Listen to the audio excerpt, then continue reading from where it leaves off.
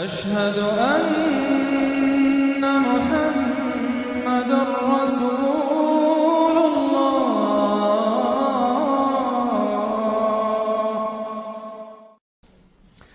سورة الانشراح بسم اللہ الرحمن الرحیم الم نشرح لك صدرك ووضعنا عنك وزرك الذي انقض ظهرك ورفعنا لك ذکرك۔ کیا ہم نے آپ کے لیے آپ کے سینے کو کھول نہیں دیا، انشراح نہیں دے دیا آپ کو، اور آپ پر جو ایک بوجھ پڑا ہوا تھا وہ اٹھا نہیں لیا۔ الذي انقض ظهرك، جو آپ کی کمر کو دوڑے کیے دے رہا تھا، توڑے دے رہا تھا، ورفعنا لك ذکرك، اور ہم نے آپ کے ذکر کو بلند کر دیا۔ فَإِنَّ مَعَ الْعُسْرِ يُسْرًا إِنَّ مَعَ الْعُسْرِ يُسْرًا، تو یقیناً مشکل کے ساتھ ہی آسانی ہے، یقیناً مشکل کے ساتھ ہی آسانی ہے۔ فَإِذَا فَرَغْتَ فَانْصَبْ وَإِلَىٰ رَبِّكَ فَارْغَب، تو جب آپ فارغ ہو جائیں تو پھر یہ کہ خوب کمر کس لیجئے، محنت کیجئے اور اپنے رب کی طرف راغب ہو جائیے۔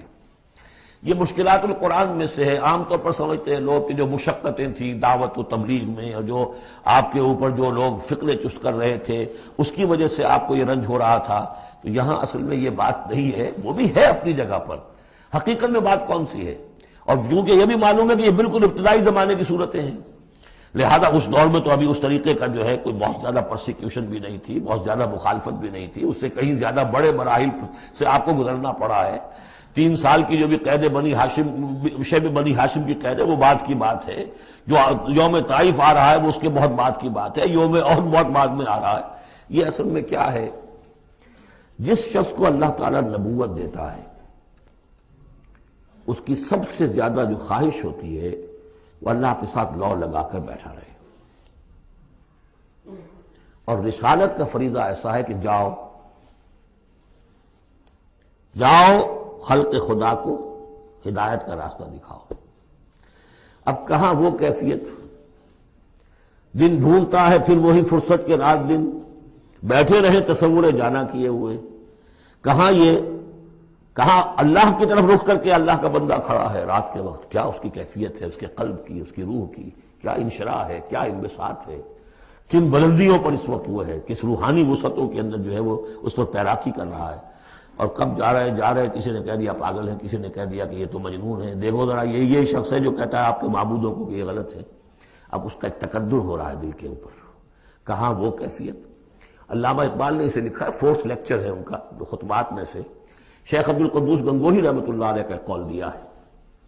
وہ کہیں کسی کیفیت میں بیٹھے ہوئے تھے اسی طرح مراقبے میں، اچانک اقامت کی آواز آ گئی، اب جماعت کھڑی ہو گئی، تو وہ کھڑا ہونا ہے، تو نماز میں تو جانا ہے، تو کہا کیا، جھنجلا کر کہا، حضوری سے نکال کر دربانی میں کھڑا کر دیا۔ اس وقت جس مراقبے کی کیفیت میں میں تھا وہ تو حضوری کی کیفیت مجھے حاصل تھی، اب میں دربانی میں آ گیا ہوں یہاں پر۔ نماز تو آپ پڑھیں گے تو امام کے پیچھے پڑھیں گے، اس نے کہا اللہ اکبر تو کرنا ہی ہے رکوع، چاہے ابھی آپ کے دل چاہ رہا ہے اور قرآن پڑھا جائے تو کیسے ہوگا، تو اس کا حکم ماننا آپ نے۔ آپ چاہ رہے ہیں سجدے میں پڑے رہے ابھی سر نہ اٹھائیں، لیکن وہ تو کہے گا اللہ اکبر، تو وہ سر آپ نے اٹھانا ہی ہے۔ تو وہ ایک اور نظام ہے، وہ نظام باجماعت ہے، اس سے ایک جماعت کی تشکیل جو ہے وہ مطلوب ہے، اور ایک ہے انسان کا اپنا روحانی ترفع، اس کے کچھ اور تقاضے ہوتے ہیں۔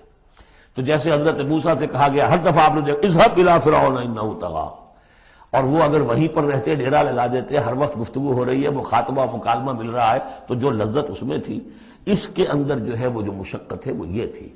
رفتہ رفتہ پھر آپ کا مزاج اس کا خوگر ہوا ہے، اور پھر یہ کہ جب اللہ تعالیٰ نے اس میں بہت سے لوگوں کو بھی شامل کر دیا، پھر وہ جو تسکین پیدا ہوئی کہ ایک شخص وہ ہوتا ہے جو اکیلا، اس کو مولانا روم نے بڑی خوبصورتی سے وضاحت سے، اگرچہ وقت کا مجھے احساس ہو رہا ہے کہ وہ تو گھنٹہ پورا ہو رہا ہے اور ہم نے تو ابھی یہ 4 صورتیں ختم نہیں کی، کہ یہ بارش کا ایک بتایا ہے مثال، کہ بارش میں ایک مرحلہ ہوتا ہے کہ سمندر سے بخارات اوپر جا رہے ہیں، نہایت صاف شفاف، اس میں تو کوئی قدورت نہیں ہوتی، وہ تو ڈسٹلڈ واٹر جا رہا ہے، وہ اوپر گیا، پھر وہ گیا، اس نے بارش کی شکل اختیار کی، جب بارش کو بن کر وہ گرا ہے تو اس نے اب فضا کو بھی دھو دیا، تو فضا کی قدورت اپنے اندر لی نا، فضا کو صاف کر کے وہ آیا نیچے، زمین کا بھی گند صاف کرتا ہے، صاف کر کے اور وہ گند لے کے دریا میں شامل ہوا، اور پھر گیا اور سمندر میں جا کر گند اس نے وہاں چھوڑا،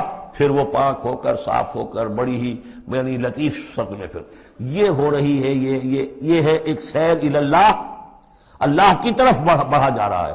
رات کو اللہ کا بندہ کھڑا ہے اور اللہ سے مناجات ہو رہی ہے. یہ وہ ہے بخارات کا اوپر اٹھنا، نہایت پاکیزہ لطیف کیفیت. اور جب آپ آئے ہیں تو بارش کے مانند ہیں. اب آپ دھو رہے ہیں تو جو دھو رہے ہیں اس سے خود اپنے آپ کو بھی تقدر ہوتا ہے. کسی نے کچھ کہہ دیا، کسی نے کچھ کہہ دیا، کسی نے کچھ کہہ دیا، کسی نے فکرہ چست کر دیا. اب آپ کو ضرورت ہے کہ پھر ذرا اپنے آپ کو بھی صاف کریں دوبارہ، پھر رات کو کھڑے ہو جائیں.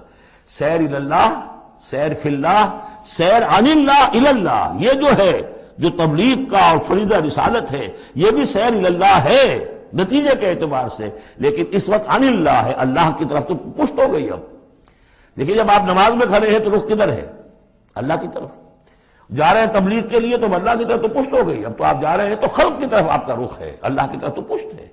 اس حوالے سے وہ عروج ہے، یہ نزول ہے. اور یہ نزول جو ہے یہ بڑا شاق گزرتا ہے کسی ایسے شخص پر جسے عروج کی لذت حاصل ہو گئی ہو. یہ ہے وہ سختی. الم نشرح لک صدرک ووضعنا عنک وزرک الذی انقض ظہرک ورفعنا لک ذکرک فإن مع العسر یسرا ان مع العسر یسرا فإذا فرغت فانصب. اے نبی وہ وقت آ جائے گا، آپ اپنے اس فرض منصبی سے جب فارغ ہو جائیں گے، جب اللہ کا دین غالب آ جائے گا، پھر آپ یکسو ہو کر وہ جو آخر میں آیا اذا جاء نصر اللہ والفتح ورأيت الناس يدخلون في دين الله افواجا فسبح بحمد ربك واستغفر انه كان توابا. پھر آپ ہمہ وقت اسی کام میں لگ جائیے. اور اسی لیے حضور نے اس وقت آخری فیصلہ کیا اللہم فی الرفیق الاعلی. بس اب میں فارغ ہوا اور اب میں مزید تاخیر نہیں چاہتا. حالانکہ نبیوں کو یہ آپشن ملتا ہے، اگر آپ ابھی چاہیں تو اور رہ سکتے ہیں دنیا میں، یہ آپشن ملا ہے. چنانچہ حضور نے اپنے مرض وفات میں جو خبر دی آ کر، جب آپ نے نماز پڑھائی ہے، بیماری میں ذرا سی کمی ہوئی تھی، باہر آپ آئے ہیں، حضرت ابوبکر نماز پڑھا رہے تھے، حضرت ابوبکر کے پاس جا کر آپ جو ہے بیٹھ گئے. اب حضرت ابوبکر جو ہے وہ اقتدا کر رہے ہیں حضور کی، اور پوری جماعت کر رہی ہے اقتدا حضرت ابوبکر کی. یہ نماز ہے، آخری باجماعت نماز. اس میں حضور نے فرمایا اللہ نے اپنے بندے کو ایک آپشن دی ہے، ایک اختیار دیا ہے.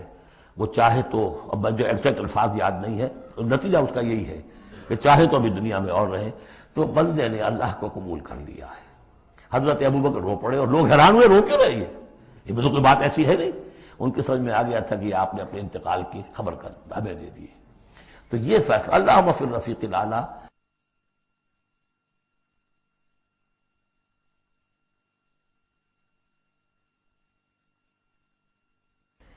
یہ جو شاخ گزر رہا تھا نا، یہ جو دنیا کے اندر معاملہ دعوت و تبلیغ، یہ اس روحانی جو ربط ہوتا ہے اللہ کے ساتھ، اس کے اعتبار سے اس میں رکھنا پڑتا ہے.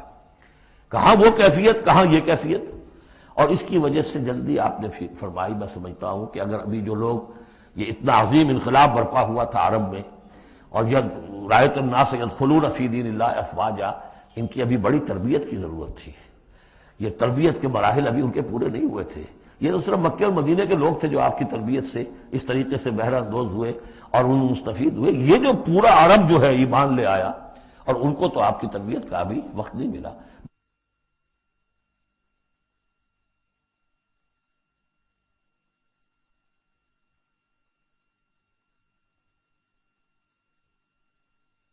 بہرحال جب یہ کام ہو چکے گا اے محمد، تو بس پھر آپ ہمہ تن ہمہ وقت اللہ کی طرف متوجہ ہو جائیے.